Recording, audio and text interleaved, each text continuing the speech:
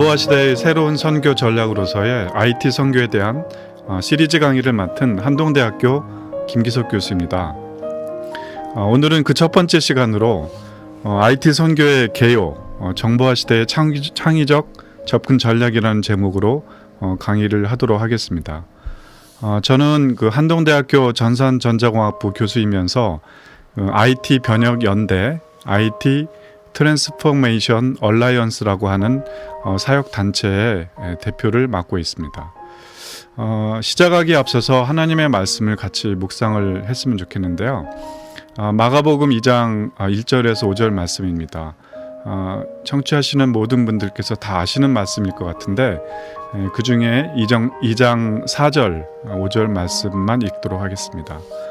무리를 인하여 예수께 데려갈 수 없으므로 그 계신 곳에 지붕을 뜯어 구멍을 내고 중풍병자의 누운 상을 달아내리니 예수께서 저희의 믿음을 보시고 중풍병자에게 이르시되 소자야 내 죄 사함을 받았느니라 하시니. 이 말씀은 많은 분들이 다 알고 있는 말씀이라고 생각합니다. 중풍병자 친구를 예수님 앞으로 데려가기 위해서 그들은 많은 궁리를 하게 됩니다. 예수님께 도저히 도달할 수 없을 그런 상황임에도 불구하고 그들은 포기하지 않았고요.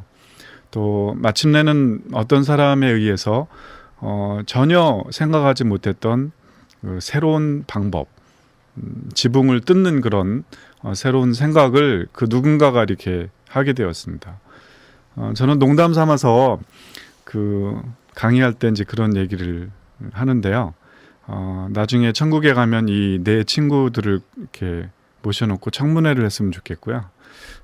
그때 이제 그분들한테 누가 제일 먼저 그 지붕을 뜯자고 제안했는지, 전 어떻게 생긴 사람인지 참 굉장히 궁금합니다. 여러분들은 궁금하지 않습니까?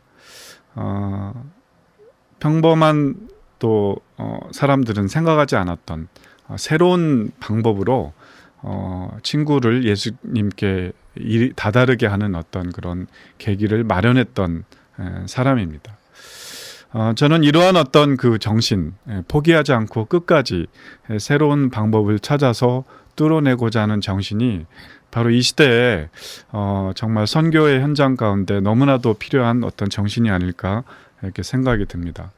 저는 바로 이러한 어떤 그 창의적 접근 전략이 오늘 이제 또 앞으로 여러 번에 걸쳐서 다루게 될 IT 선교라고 하는 그 주제 가운데 계속 녹여 들어가는 어떤 중요한 정신이 아닐까 싶습니다. 정보화 시대가 되면서 새로운 어떤 시대가 되면서 새로운 환경이 주어지고요. 이 새로운 환경 가운데 그 전에는 도저히 생각하지 못했던, 또 그 전에는 궁리하지 못했던 어떤 새로운 접근 전략이 이 IT 선교의 영역 가운데 아주 많이 이렇게 드러나는 것을 보게 됩니다. 오늘 저는 그 첫 번째 시간으로 이 창의적 접근 전략으로서의 IT 선교가 어떤 모양으로, 어떤 사례로 이제 그런 창의적인 그런 결과를 나타내는지에 대한 사례를 이제 말씀드리는 시간이 되겠습니다. 저는 1980년도에 이제 예수님을 영접을 했습니다. 그때가 이제 대학교 1학년 때였는데요. 1980년대 대학교 1학년이라고 하면 이제 여러분들은 아마 제 나이를 금방 이렇게 계산을 해냈을 수 있지 않을까 이렇게 생각을 합니다. 대학교 1학년 말에 예수님을 영접했고요. 그 대학교 1학년 겨울방학이 저에게는 예수 그리스도와의 첫사랑의 그 시간이었습니다. 그때는 이제 공과대학에 입학을 하고 난 다음에 2학년 올라갈 때 공과대학에 있는 그런 여러 전공 중에 어떤 것 하나를 정해서 이제 2학년에 이렇게 올라가는 그런 전공을 정하는 그런 시기였습니다. 저는 1학년 말에 예수님을 영접한 아주 큰 기쁨 가운데 또 그분한테 저의 생애를 또 드렸고, 또 그분께서 저를 귀하게 사용되기를 간절히 기도하던 그런 때였기 때문에 2학년 올라갈 때 이제 전공을 이렇게 택하면서 저에게는 이제 좀 아주 진지한 어떤 그런 기도들이 있었습니다. 그것은 제가 전공한 어떤 전공이 어떻게 하나님께 영광을 돌리고 또 하나님 앞에 귀히 쓰임을 받을 수 있겠습니까? 또 하나님 앞에 귀하게 쓰임 받을 수 있는 어떤 그런 전공을 이렇게 택할 수 있게 해달라고 이렇게 이제 기도하면서 제가 아주 진지하게 이렇게 기도를 했던 것 같습니다. 그러던 가운데 마지막으로 최종적으로 이제 결정한 또는 이제 인도함 받은 전공이 그때만 하더라도 꽤 낯설었던 그 컴퓨터 공학이라고 하는 전공을 이제 이렇게 택하게 되었습니다. 컴퓨터를 한 번도 써보지 못했고요. 또 컴퓨터라는 분야가 얼마나 이렇게 세상을 바꿀지에 대한 어떤 그런 많은 대중들의 어떤 그런 인식이 별로 없었을 때였습니다. 제가 그러면 그런 어떤 통찰력을 이렇게 많이 기도하면서 갖게 되었냐고 여쭤보시는 분들이 계실 수 있습니다. 그렇지 않습니다. 저도 이렇게 이 컴퓨터가 굉장한 어떤 그런 물건이 될 것이다 이렇게 어떤 통찰하고 봤다기보다는 아주 이렇게 어렵지 않은 아주 단순한 그 어떤 그 이유를 갖고 있었던 것 같습니다. 다른 전공을 하게 되면 그때 이제 공과대학 안에서 고르는 거니까 예를 들면 뭐 학원과를 갔다 그러면 이제 공장에서 근무를 하게 될 가능성이 높잖아요. 근데 그 공장들이 대부분도 이렇게 도시에서 멀리 떨어진 시골에 있지 않습니까? 그렇게 되면 내가 만날 수 있는 사람의 범위가 이렇게 제한되는데 이 컴퓨터는 도시에서 근무할 수 있을 것 같고 도시에서 근무를 하면 내가 예수 그리스도의 복음을 나눌 수 있는 어떤 그런 사람들의 폭이 굉장히 넓을 것 같다라는 그런 정도의 어떤 그런 그건 통찰력이라고 할 수 없을 것 같고요. 그 정도의 생각을 하면서 이제 조심스럽게 컴퓨터를 전공을 하기 시작을 했습니다. 근데 이제 그 컴퓨터를 전공하기로 결정하고 이제 2학년에 올라갔을 때 저는 그 2학년 1학기를 굉장히 이렇게 익사이팅하게 이렇게 보냈던 기억이 납니다. 캠퍼스에서 전도하고 양육하는 일은 기본이었고요. 정말 또 내가 나를 따라오너라 내가 너희로 사람을 낚는 어부가 되게 하리라 하신 이 말씀이 저에게 대학교 1학년 말에 굉장히 저의 가슴을 뜨겁게 했던 어떤 뜨거운 그런 말씀이었기 때문에 정말 전도와 양육을 캠퍼스에서 이제 그때 그 이후로 박사학위를 받을 때까지 계속 캠퍼스 미니스트를 했었는데 그런 어떤 삶을 이제 시작을 했었고요. 또 기도하면서 이렇게 전공을 택했기 때문에 컴퓨터라는 어떤 그 분야에 대한 어떤 공부를 아주 진지하게 또 기쁨으로 그 공부를 이렇게 진행을 했던 시기들이 생각이 납니다. 근데 이제 2학년 여름방학 동안에 이제 어떤 교회를 잘못 갔습니다. 그 교회는 이제 말세를 굉장히 강조하는 교회였고요. 그 교회에서 이제 들었던 이야기들이 이제 저한테는 아주 큰 충격이었습니다. 컴퓨터가 666이라는 얘기를 들었고요. 또 이제 우리가 교회를 이렇게 처음 가면 이제 인사를 하잖아요. 저는 무슨 대학교를 다니고 있는 컴퓨터를 전공하고 있는 2학년 김기석입니다. 이렇게 인사를 하면 거기 계신 분들이 저를 이렇게 쳐다볼 때 환영의 어떤 그런 태도로 쳐다보기보다는 굉장히 저를 이렇게 좀 불쌍하게 쳐다보고 또 굉장히 이렇게 좀 의아하게 쳐다보는 그런 표정들을 잊을 수가 없습니다. 그 중에 어떤 한 집사님이 저에게 다가오셔서 이제 제 두 손을 이렇게 꽉 잡고 이렇게 했던 그 말이 지금도 이렇게 생각이 납니다. 그분이 이제 저한테 말씀하시기를 이렇게 말씀하시는 겁니다. 사탄적인 것을 공부하시느라고 얼마나 힘드시겠어요. 이렇게 저한테 그렇게 얘기를 하는 거죠. 그 사탄적인 것을 공부하느라고 얼마나 힘들겠느냐. 제가 그 말을 들었을 때 얼마나 충격이었는지 우리 또 청취하시는 분들이 상상을 하실 수 있겠습니까? 저는 그때 저는 제가 어른이라고 생각했지만 지금 생각하면 대학교 2학년 아주 어린 나이였고요. 예수님 믿은 지 한 8, 9개월 막 지난 아주 어린, 영적으로도 굉장히 어린 그런 나이에 사탄적인 내가 공부하는 것이 내가 기도하면서 그 전공을 택했는데 그게 하나님께 제대로 쓰임받지 못하더라도 억울할 판인데 이 쓰임받는 건 둘째치고 이 사탄적인 거다. 이 저한테는 아주 이렇게 시리어스한 어떤 그런 문제가 제기됐던 것입니다. 그때부터 한 1년 정도 아주 힘들게 이렇게 보냈던 기억이 있습니다. 방황했습니다. 하나님이냐 컴퓨터냐, 그것이 문제로다. 둘 중에 하나를 이렇게 택해야 되는 그런 어떤 갈등 가운데 영원한 것을 얻게 된 그 구원과 또 구원의 기쁨과 그러나 또 내가 기도하면서 택했던 이 전공에 어떻게 좋아해야 될지 저한테는 굉장한 어려움이었고 또 큰 방황의 시기들을 겪었던 기억이 납니다. 사방 여름방학 동안에 어떤 형님을 만나게 됐고요. 그분은 이제 저의 귀한 멘토가 되어 주셨습니다. 그분의 도우심으로 다시 신앙을 회복하고 또 신앙생활을 잘 하게 되었지만 저의 마음 한쪽 구석에는 내가 전공하는 이 전공이 666이다. 컴퓨터다. 이런 컴퓨터 사단의 도구다. 이거에 대한 어떤 그런 것들이 이렇게 말끔하게 저의 마음속에서 이렇게 지워지지 않은 채 신앙생활을 이렇게 이제 대학교 때 진행했던 그런 기억들이 납니다. 그런데 이제 저에게 있어서 이 컴퓨터가 이제 오늘 이렇게 강의를 통해서 말씀드리려고 하는 것이 이제 IT 선교 전략인데요. 이 컴퓨터가 정말 하나님 앞에 귀하게 쓰임 받을 수 있을 것이라고 하는 그런 가능성을 어느 날 저는 이제 이렇게 깊이 알게 되었습니다. 그 계기는 저희 교회에 성경 번역 선교의 선교사님이셨는데요. 그분께서 이제 오셔가지고 이제 성경 번역 선교에 대해서 이제 오리엔테이션을 하던 그런 계기가 있었습니다.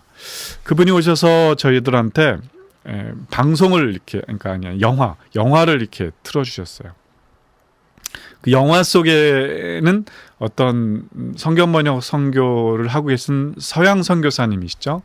파푸아 뉴기니아에서 그 원주민들과 이렇게 낮에 여러 가지 다양한 활동들을 하시다가 그 영화 속에서 그 선교사님이 이렇게 어떤 오피스에 딱 앉으시더니 컴퓨터를 딱 켜시는 거예요. 그분이 켜시는 그 컴퓨터를 보고 제가 속으로 얼마나 놀랐는지 모르겠습니다.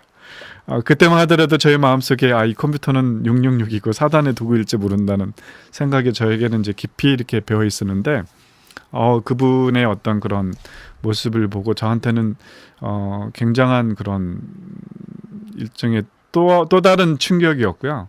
그 강의가 끝나고 난 다음에 이제 바로 그 선교사님한테 찾아가서 선교사님, 제가 저를 좀 상담을 꼭 좀 받고 싶습니다. 그래서 그 다음 날 성경 번역 선교회 이제 사무실을 찾아가서 그 선교사님을 뵙고 상담을 이렇게 받았던 기억이 납니다. 그 선교사님께 저는 여쭤봤습니다. 제가 이 컴퓨터를 전공하고 있는데 이 컴퓨터가 666이라는 얘기를 듣고 굉장히 많은 그런 갈등과 또 내가 공부 열심히 해도 되는지 그런 걱정을 많이 하고 있는데 어저께 영화를 통해서 그 컴퓨터가 선교 현장에 쓰이는 것을 보게 되었다. 그 영화가 사실이고 또 컴퓨터가 정말 선교 현장에 쓰이는 하나님의 도구 가운데 쓰이는 거룩한 도구가 될 수 있느냐, 그런 걸 이렇게 여쭤봤던 기억이 납니다. 그분께서 말씀하시기를 우리가 어떤 한 선교사가 전혀 언어가 알려지지 않은 그런 부족에 들어가서 마가복음, 쪽복음을 번역하기까지 평균 20년이라는 시간이 걸리는데 이 컴퓨터를 잘만 활용하면 그것을 반 이상 10년 미만으로 이렇게 줄일 수 있는 어떤 그런 가능성이 충분히 있기 때문에 굉장히 귀한 전공을 하고 있다고 저를 축복해 주셨습니다. 저는 그 이후에 정말 그 하나님 앞에 저희 전공이 온전히 쓰임받을 수 있을 것이라는 어떤 그런 비전을 이렇게 보게 되었고요. 또 그것을 계기로 해서 제가 석사 과정, 박사 과정을 진출했을 때 저희 연구 토픽이 이제 컴퓨터 공학 중에 인공지능 중에 이제 음성 인식이라고 하는 그 음성 인식, 사람의 말을 알아들을 수 있는 컴퓨터, 음성 인식이라는 주제를 이렇게 셀렉트를 하게 됐던 것이 이제 바로 성경 번역 선교회의 어떤 그런 액티비티를 이렇게 관찰하면서 음성을 인식하고 음성을 이렇게 알아듣는 것이 굉장히 중요한 어떤 그 성경 번역 선교회 선교사님들의 훈련 과정 중에 하나라는 걸 알게 되었거든요. 근데 그런 것들이 이제 계기가 돼가지고 제가 석사 논문, 박사 논문을 이제 그 주제로 이렇게 하게 됐던 그런 계기들이 있습니다. 이런 말씀을 하게 된 어떤 것은 저의 삶 가운데 이렇게 나타나게 됐던 이 IT라는 전공이 어떻게 하나님 앞에 귀하게 쓰임 받을 수 있을 것이에 대한 비전을 이제 어떻게 갖게 되었는지를 제가 설명을 드리게 되는 것입니다. 저는 이제 제가 오늘 말씀드린 것 외에 또 오늘 몇 가지 또 사례를 통해서 바로 이 IT가 이제 이 정보화 시대의 창의적인 접근 전략, 마치 아까 처음 우리가 말씀을 읽었던 것처럼 지붕을 뜯는 것과 마찬가지의 어떤 그런 창의적인 전략을 이렇게 많이 발견할 수 있는 그런 영역이 될 수 있음에 대해서 많은 그런 경험과 또 사역을 통해서 이제 알게 되었습니다. 선교가 무엇입니까? 마태복음 24장 14절에는 이 천국 복음이 모든 민족에게 증거되기 위하여 온 세상에 전파되리니 그대야 끝이 오리라는 말씀이 있습니다. 이제 세상은 끝나게 되어 있고 또 예수님은 재림하실 것입니다. 예수님이 재림하시기 전까지 바로 우리의 귀한 십자가 복음이 모든 민족에게 증거될 것이라는 그런 또 예언과 약속의 말씀이 있고요. 또 우리가 주목해야 될 것은 이 모든 민족에게 증거되어야 될 것이라는 것입니다. 그러나 아직도 이 천국 복음을 접하지 못한 그런 민족들이 많이 또 남아 있음을 알게 우리는 알고 있습니다. 창세기 12장 3절에서도 땅의 모든 족속이 너를 인하여 복을 얻을 것이라는 말씀이 있고요. 또 누가복음 24장 47절에도 또 그의 이름으로 죄사함을 얻게 하는 회개가 예루살렘으로부터 시작하여 모든 족속에게 전파될 것이다. 그리고 이제 주님께서 오실 것이다. 모든 족속이라는 그런 말씀이 있습니다. 당연히 예수 그리스도의 복음이 모든 족속에게 전파될 것입니다. 또 예수 그리스도의 지상 대명령이라고 우리가 명령을 받은 마태복음 28장 19절에도 너희는 가서 모든 족속으로 제자를 삼으라고 말씀하고 계십니다. 그런데 이제 이 모든 족속이지만 아직 이 예수 그리스도의 복음을 접하지 않은 많은 족속들에 대하여 많은 민족들이 아직도 남아 있고 또 그들에 대해서 우리가 그들도 예수 그리스도의 복음을 듣고 또 영원하신 그 이 복음의 기쁨을 알도록 하는 그런 활동, 이런 것들이 우리가 선교라고 이렇게 정의할 수 있는, 또는 선교의 의미가 바로 그런 것이라고 이제 이 강의를 들으시는 대부분의 많은 분들은 다 알고 계실 것 같습니다. 선교란 예수 그리스도의 재림과 또 사단의 종말, 그리고 세상의 이끌과 새로운 세상을 위한 예수 그리스도의 지상 대명령의 완성을 위한 모든 족속의 복음 전파, 또 아직도 복음을 듣지 못한 미전도 종족을 위한 모든 사역들이 또 선교고 하나님의 마음이라고 생각합니다. 탕자를 기다리는 아버지의 마음, 그것이 아직도 그 복음을 접하지 못한 모든 민족 가운데 아직도 복음을 접하지 못한 요즘은 이제 많이 줄어들었지만 그 미전도 종족을 향한 하나님의 마음이 아닌가 싶습니다. 마태복음 18장 15절에는 그 99마리를 산에 두고 가서 길 잃은 양 한 마리를 찾아가기를 기대하는 목자의 마음이 바로 아직도 복음을 접하지 못한 미전도 종족을 향한 우리 하나님 아버지의 마음이라고 생각합니다. 그 미전도 종족은 이제 아직도 그 미전도 종족이 복음을 접하지 못한 어떤 이유들이 존재하죠. 그 이유들은 이제 장애물이 있기 때문입니다. 복음이 이렇게 자연스럽게 흘러 들어가지 못하는 장애가 있기 때문에, 어떤 그 장벽이 있기 때문에 복음이 아직도 전파되지 않은 거 아니겠습니까? 그 장애는 무엇입니까? 예를 들면 지리적인 장애가 있는 거죠. 아주 아마존의 깊은 그런 사람이 들어가기 쉽지 않은 그런 곳에 있는 그런 장애, 지리적인 장애가 있거나, 또는 이제 종교적, 정치적 장애가 있어서 복음을 들고 그들에게 갈 때 정치적인 이유로 또는 종교적인 이유로 그런 복음을 전하고자 하는 사람을 이렇게 환영하지 않는 또는 허락하지 않는 그런 지역에 사는 미전도 종족들은 아직도 복음을 접하지 않은 미전도 종족이 되는 거죠. 그럼 우리는 그런 장애가 있을 때 뒤로 물러나야 되겠습니까? 아까 그 4명의 친구들 너무 많은 사람 때문에 자기 중풍병자 친구를 예수께 이렇게 데려가지 못하는 그런 장애를 만나게 됐을 때 그들이 포기하지 않고 새로운 방법을 찾았던 것처럼 바로 우리가 이 IT 시대에 정보화 시대에 이 IT를 통해서 새로운 방법을 찾고 또 그들에게 다 그 복음을 들고 들어가는 것, 이것이 IT 선교가 아닌가 싶습니다. 바로 그것이 또 저 같은 개인적으로 또 저와 또 많은 저의 동역자들이 하나님 앞에 발견한 비전과 사명이 되는 거고요. 또 바로 이 시대에 이 대한민국에 IT 코리아라고 하는 그런 어떤 귀한 축복을 주신 하나님께서 우리 민족에게, 이 대한민국 한민족에게 이 IT 시대를 통해서 주신 새로운 비전과 사명이라고 저는 믿고 있습니다. 사명이란 우리 생애를 향한 하나님의 뜻이고, 또 사명을 발견한 날, 비전을 발견한 날은 인간 생애의 최고의 날이라고 강준민 목사님의 비전과 존재혁명 가운데 기술되어 있습니다. 그런 사명을 발견하면 초점을 맞추는 삶을 살고 집중하는 삶을 살고 후회 없는 그런 인생을 산다고 써 있었습니다. 온 세계가 무너져도 이것은 놓을 수 없다고, 이것을 위해 살고 이것을 위해 죽겠다고 하는 목표를 찾는 것이라고 말씀하셨습니다.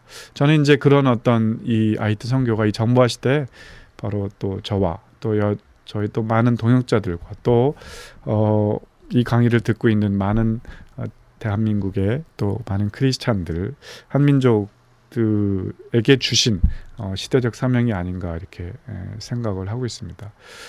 그런 이 IT가 IT를 통해서 이제 처음 이렇게 그러니까 아직도 해보지 못했던 그런 그 사례들이 이렇게 많이 나타나기도 합니다. 저는 이제 2007년에 IT 선교대를 이제 뭐 그때만 하도 저희들이 세계 최초라고 이렇게 표현을 이렇게 했었죠. 세계 최초인 것 같습니다. 이제 많은 뭐 의료 선교대회라든가 뭐 이런 것들은 많이 있었지만 이제 저희들이 IT 선교 대회로서 이제 최초로 그런 것들을 이제 개최하고 이렇게 진행했던 그런 기억들이 있고요. 바로 그런 어떤 사명들을 이렇게 접하고 또 새로운 어떤 일들을 이렇게 진행하면서 굉장히 큰 그런 기쁨 가운데 있었습니다. 이제 그런 어떤 비전을 가지고 이제 구체적으로 IT 선교를 이렇게 시작하게 됐던 어떤 계기들에 대해서 이제 말씀을 이렇게 드리고자 합니다. 이제 그때는 대략 1998년 정도나 이제 9년 정도 그때쯤이었다고 생각이 드는데요. 중앙아시아의 어떤 지역에서 선교하시는 그분은 이제 CCC에서 파송하신 선교사님이셨는데 그분이 이제 연락을 해오기를 중고 컴퓨터를 한 10대 정도 이렇게 모아가지고 이렇게 좀 잘 이렇게 씻어서 선교지로 이제 10대를 좀 보내줄 수 있느냐 이제 이런 요청을 그때 해오셨고요. 그 요청이 이제 저에게는 이 전공을 통해서 이 선교의 IT 선교의 어떤 그런 본격적인 사역을 시작했던 어떤 첫 번째 계기였습니다. 물론 그 이전에도 이 전공을 통해서 하나님께 쓰임 받고자 하는 많은 시도들을 했었지만 이것이 이제 이 사건이 이 메일이 저한테는 굉장히 중요한 어떤 동기였던 것 같습니다. 그래서 이제 저희들이 그 10대의 컴퓨터를 모아서 이렇게 정리하는 일을 조그만 회사의 조그만 창고에서 시작을 이렇게 하게 되었습니다. 그때 저는 삼성에 다니고 있을 때였고요. 또 삼성에서 이제 신회를 이렇게 진행을 하고 있을 때였습니다. 물론 이제 그 삼성에 계신 분들은 이제 신회하는 걸 이렇게 굉장히 싫어했습니다. 제가 이제 그때 신회를 이렇게 진행을 할 때 어떤 분이 말씀하시더라고요. 그 신회가 작년에도 있었다는 거예요. 그래서 그럼 그 어디 갔느냐 그랬더니 그 신회를 맡으셨던 분이 이유를 알지 못한 채 지방으로 이렇게 발령이 돼서 이제 떠나고 그 신뢰가 없어졌다는 거죠. 그래서 아마 삼성에서는 이제 신뢰를 하는 걸 굉장히 싫어하기 때문에 그런 그 모종의 무엇인가가 있지 않았을까. 이 방송을 듣는 삼성 계신 분들은 좀 불편하시겠지만 그런 어떤 이제 일들이 있었죠. 근데 이제 저는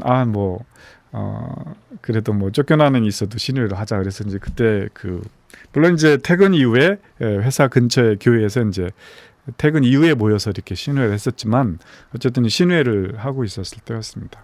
그때 거기 신회에 나왔던 멤버들은 다 컴퓨터 전문가들이었고요.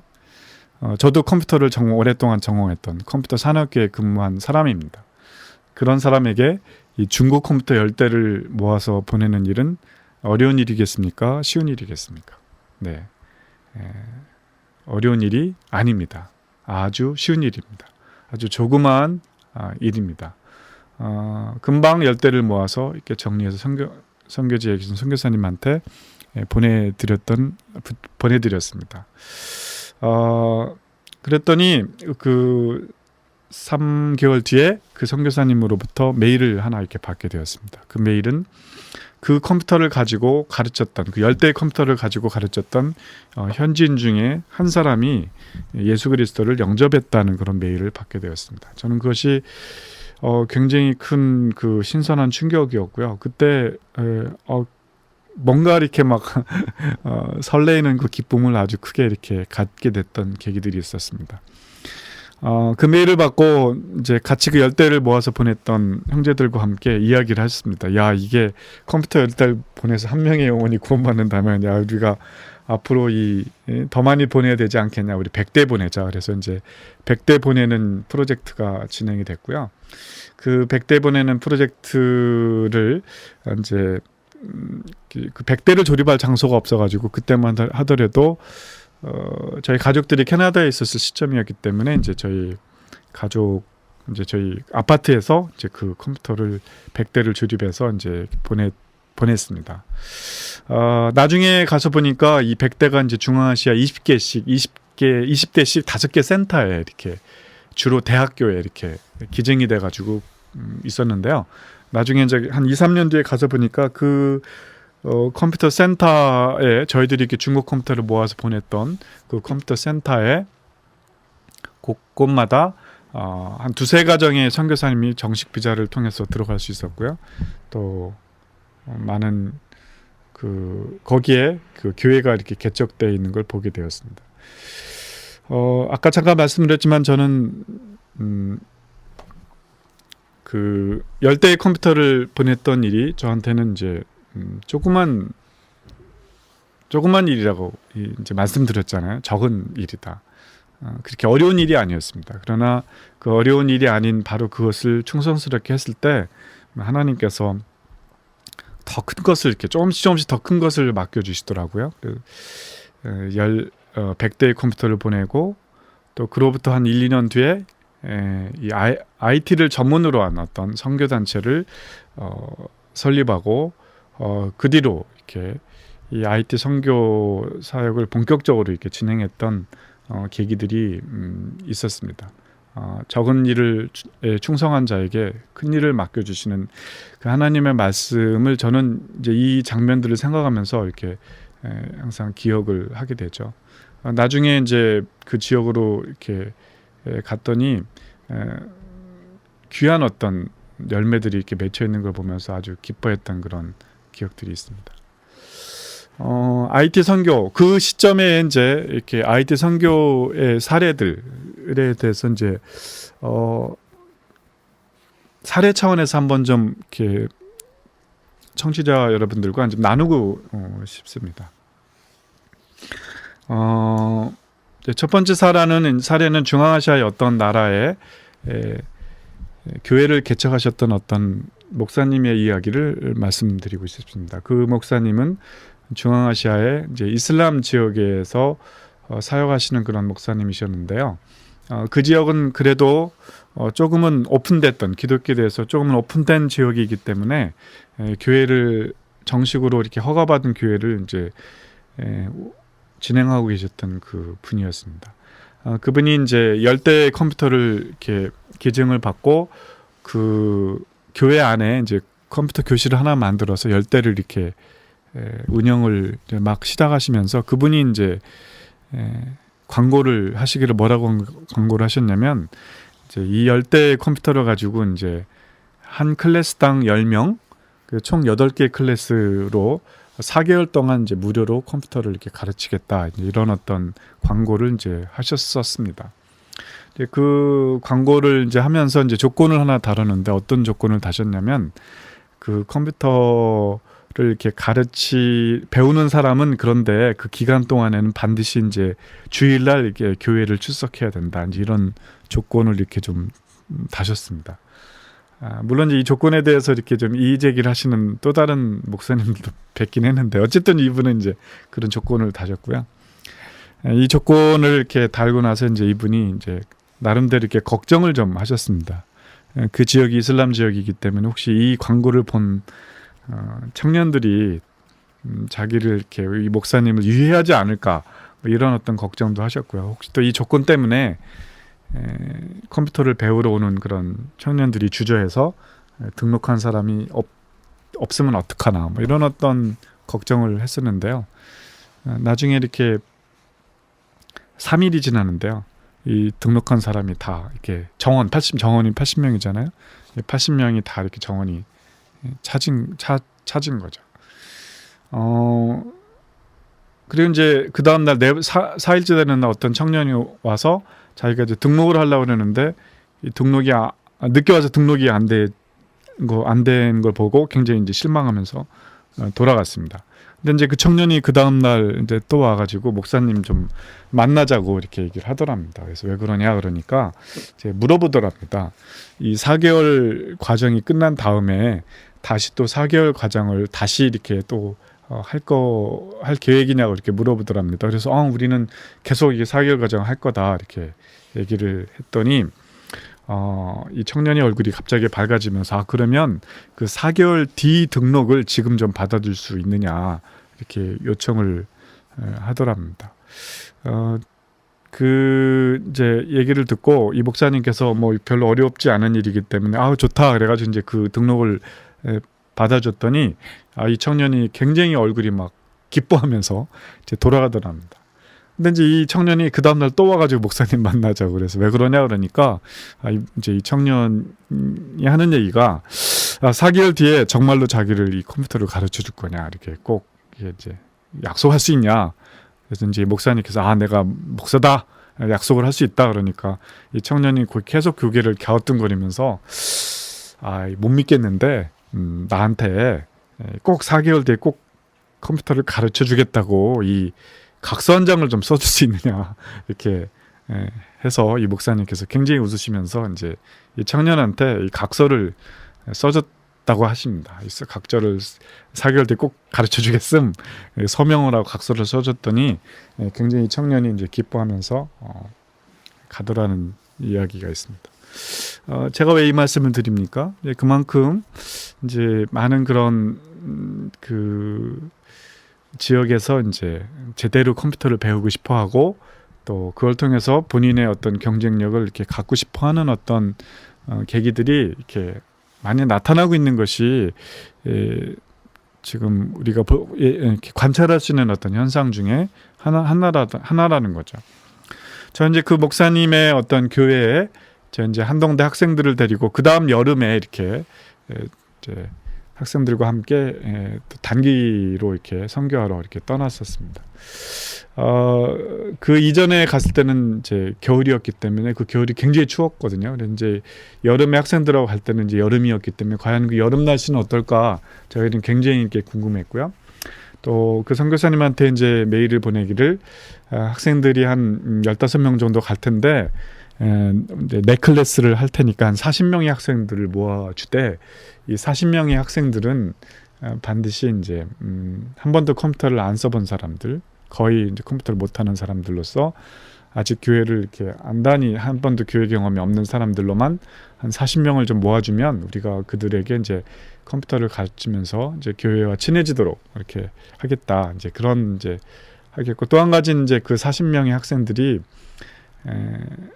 그러니까 40명이 가르치는 이 클래스가 아침 일찍부터 이제 넷클래스를 모아주거나 아니면 저녁 늦게 넷클래스를 모아주고 나머지 시간들은 이제 학생들과 함께 뭐 다양한 문화 체험을 하든지 또 여러 선교사님의 센터를 방문하든지 그런 일정을 좀 갖겠다. 그래서 이제 이 클래스를 오전이나 오후 클래스를 이렇게 해달라 이렇게 이제 제가 부탁을 드리고 이제 그날 이렇게 도착을 했죠. 학생들과 함께. 근데 학생들은 이제 교회 버스를 타고 이제 센터로 들어갔고요. 저는 이제 선교사님과 함께 선교사님의 자가용을 타고 이제 교회를 가면서 그 공항에서부터 그 여름 날씨는 과연 어떨까 굉장히 궁금했기 때문에 창문 바깥으로 이렇게 팔을 내밀고 그 여름 날씨를 이렇게 인조이하면서 막 루루랄라 이렇게 가고 있었는데 이 선교사님께서 굉장히 말을 더듬으시면서 저에게 굉장히 어렵게 이렇게 얘기를 하시는 거죠. 사실은 40명이 아니고 90명이고요. 이 90명의 클래스가 9개 클래스고요. 이 9개 클래스가 아침부터 저녁까지 1시간씩 계속 9클래스가 이렇게 잡혀져 있었고요. 저희들이 도착한 그 다음 날부터 출발하기 전날까지 스케줄이 꽉 이렇게 가르치는 걸로만. 그래서 저희들이 계획하고 있었던 어떤 또 다른 액티비티를 거의 하지 못하는 그런 일정 가운데 이제 그렇게 일정을 잡아 놓으셨더라고요. 그래서 굉장히 저는 당황을 했습니다. 도착해가지고 이제 선교사님한테 여쭤봤습니다. 선교사님, 제가 이제 넷클래스 40명을 모아달라는 그런 요청을 혹시 못 보셨나요? 이렇게 말씀을 드렸더니 선교사님께서 말씀하시기를 당연히 그 말을 들었고 40명 모집한다고 광고를 했는데 배우기로 온 사람들이 180명이 모였다는 거예요. 그 180명의 사람들을 이렇게 다 이렇게 체크해가지고 인터뷰를 일일이 해가지고 잘라가지고 반 이상 잘랐는데 도저히 90명 이상은 자를 수 없어서 할 수 없이 그냥 이렇게 일정을 잡았다고 하시면서 그냥 이렇게 강의를 해줄 수 없느냐 저한테 이렇게 굉장히 미안해하시면서 부탁을 하셨습니다. 저는 학생들과 상의를 했고요. 학생들이 그 모든 일정을 다 두고 그 기간 동안에 컴퓨터만 가르치면서 그 90명의 사람들과 굉장히 친해지고 나중에 보니까 그 중에 꽤 많은 분들이 교회에 정착하는 모습들도 이렇게 보게 되었습니다. 저는 이런 일들이 바로 이제 우리는 40명 가르치려는데 180명 왔다. 이런 일들이 굉장히 많이 바로 이 시대에 정보화 시대이기 때문에 가능한 어떤 스토리가 아닌가 이렇게 싶습니다. 저희 한동대 석사 제자였던 또 이제 나중에 선교사님 되셨고 지금 캄보디아에서 한 8, 9년 어느 지역에서 사역을 했습니다. IT 석사였는데 캄보디아로 가서 아주 그 복음이 전혀 들어가지 않고 또 거의 선교사님이 없는 지역으로 들어가서 바로 이 선교사님도 컴퓨터 10대를 가지고 그곳에 있는 청년들을 이렇게 가르치기 시작을 했고요. 그 청년들 컴퓨터를 가르치면서 사귀었던 그 청년들을 통해서 예수 그리스도를 영접하는 일들이 일어나고 또 공동체 사역이 시작돼서 지금은 평신도인데 100여 명 이상의 교회가 개척되고 또 곳곳마다 마을에 이렇게 교회가 개척됐던 어떤 그런 계기들이 있습니다. 제가 오늘 말씀드리려고 했던 창의적 전략 바로 그렇습니다. 이 창의적 전략은 정보화 시대이기 때문에 가능한 전략입니다. 정보화 시대이기 때문에 정보화 시대라는 어떤 그런 특성에 대해서는 또 제가 다음번 시간에 또 말씀드리겠지만 모든 사람들이 다 이 컴퓨터라는 환경에 접할 수밖에 없는 그런 시대입니다. 그런 것 가운데서 새로운 전략들이 많이 이렇게 사례들이 발굴될 수 있고요. 또 그런 사례들 가운데 우리가 하나님 앞에 귀하게 쓰임 받을 수 있는 어떤 계기들을 많이 마련할 수 있지 않을까 이렇게 싶습니다. 오늘은 이제 IT 선교의 계기 또 이제 IT 선교를 통해서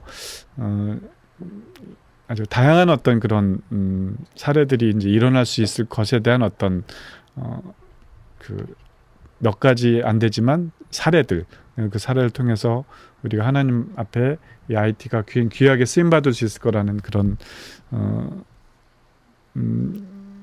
전반적인 이해를 하는 그런 시간이었고요. 다음번 시간에는 IT 선교에 대한 데피니션, 정의, 그리고 또 이 IT 선교에 대한 전략을 바로 우리 한민족 대한민국에 허락하신 것이라고 하는 그런 IT 코리아의 시대적 사명 뭐 이런 것들을 이렇게 좀 다루도록 하겠습니다. 오늘 이제 강의를 들으시고 이제 선교지에 있는 선교사님들 중에서 바로 그 IT 선교를 나도 좀 하고 싶다 또는 하고 있다라고 하는 선교사님들이 계시다면 저한테 이제 간단하게 연락처와 이메일을 좀 보내주셨으면 좋겠습니다. 또 이 강의를 들으시고 나도 이 단기 선교, 아까 제가 한동대학교 학생들과 함께 이제 단기 선교를 갔던 사례를 짤막하게 이렇게 말씀드렸는데요. 단기 선교를 간다든지 또 조금이라도 내가 이 IT 선교에 도움을 줄 수 있다고 생각되시는 분들이 계시다면 저한테 이제 이메일을 보내주시면 그분들을 잘 이렇게 엮어서 이 IT 선교가 좀 더 온전하게 이루어지도록 돕는 일들을 하도록 하겠습니다. 제 이메일 주소는 peterkim@handong.edu입니다. peterkim 그 다음에 골뱅이 한 다음에 handong.edu handong.edu.로 연락을 해주시면 그분들을 이제 전부 모아서 이런 IT 선교가 좀 더 온전히 이루어지도록 이렇게 사역을 진행을 하도록 하겠습니다. 첫 번째 강의 잘 들어주셔서 감사하고 또 다음 시간에 만나도록 하겠습니다. 감사합니다.